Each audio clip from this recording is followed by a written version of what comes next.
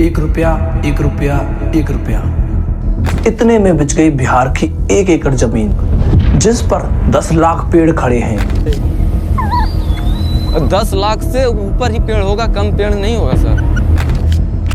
जो हर साल 8 लाख रुपए कमाती है, वो जमीन जिसे किसान अपनी माँ कहते हैं, ये धरती मेरी माँ है सर।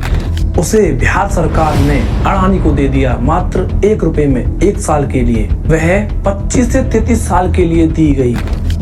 ये लूट नहीं, बिहार के किसानों का जनाजा है। हम लोग कहाँ जाएंगे? सड़क पे नहीं ना उतर जाएंगे? बाल बच्चा को लेके बहुत घबराहट हो रही, रात में नींद नहीं आती है।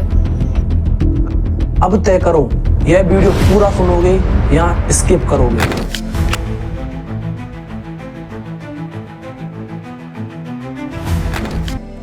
ये है भागलपुर जिले के पिरपैंती इलाका।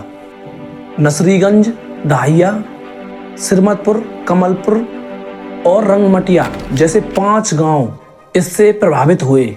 साल 2012 में बिहार सरकार ने यहाँ 988 एकड़ जमीन अधिकृत की थी। यह अधिग्रहण Bihar state power generation company के 1600 मेगावाट प्लांट के लिए हुआ था। इससे 919 किसान प्रभावित हुए थे। इन जमीन के मालिकों को 5 लाख रुपए प्रति एकड़ देने का वादा हुआ। इस जमीन की कुल राशि 493 करोड़ रुपए थी। लेकिन कई किसानों ने आरोप लगाया कि जमीन जबरदस्ती ली गई, धमकाकर साइन करवाए गए, पेंसिल से हस्ताक्षर जाली किए गए। जमीन जो लिया, कैंप लगा यहाँ पे, तो वो जब सिग्नेचर बोला कि सिग्नेचर करो, तो जनता सिग्नेचर किया है, कलम से नहीं किया, कलम से नहीं करवाया गया था, पेंसिल से करवाया गया था। प्लांट 12 साल तक नहीं बना, लेकिन 270 करोड़ रुपए तत्कालीन अधिकारी राजीव रंजन सिंह सृजन महिला विकास सहयोग के नाम से एनजीओ खुला हुआ था। उस एनजीओ में वो सारे पैसे डलवा दिए। क्योंकि किसानों के खाते में डायरेक्ट पैसा डालते तो वह पहुंच जाता, इसलिए वह एनजीओ में डाला ताकि बीच में ही लूट लिया जाए। ने तीसरे पक्ष का चेक बनवाया। एनजीओ ने पैसा रियल एस्टेट शेयर लोन में लगाया। कुछ मीडिया रिपोर्ट्स में ऐसा कहा गया है, लेकिन सरकारी पुष्टि नहीं हुई है। लेकिन सीबीआई ने राजीव रंजन को दोषी ठहराया था, मगर अभी तक वो कोर्ट की तरफ से दोषी नहीं पाए गए हैं। नतीजा क्या? आज भी किसानों का 200 करोड़ से रुपए ज्यादा फंसा हुआ है। पटना हाई कोर्ट में केस चल रहा है। यानी 12 साल पहले किसानों को पैसा मिलना था, वो पहले रुक गया, फिर प्लांट रुका, और अब वही जमीन अडानी पावर प्लांट को 1 रुपए सालाना लीज पर दी गई। फिर आया साल 2025।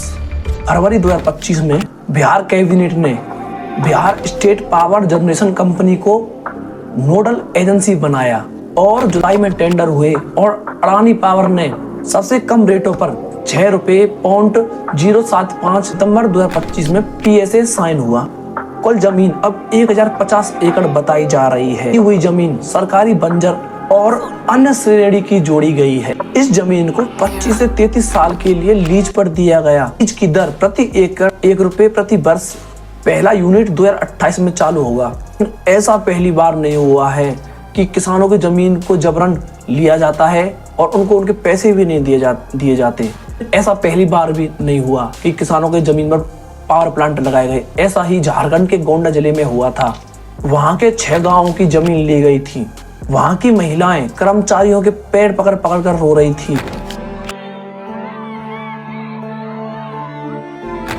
कि सर ऐसा आप मत करो, हमारी जमीनें ना लो।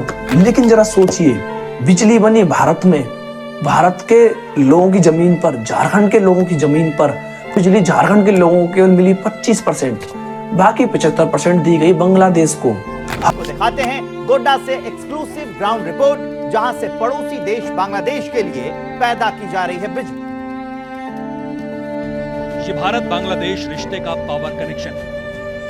यहां बिजली से जुड़े हैं 2 देशों की अर्थव्यवस्था के तार। बांग्लादेश के कई कल कारखाने भारत से आने वाली बिजली से चले। लोगों के घर और शहर भारत से आई बिजली से रोशन हुए। सबसे बड़ी बात यह है कि बांग्लादेश की इकोनॉमी को भारत की बिजली से रफ्तार मिलेगी, और ये सब कुछ मुमकिन होगा इस पावर प्लांट से।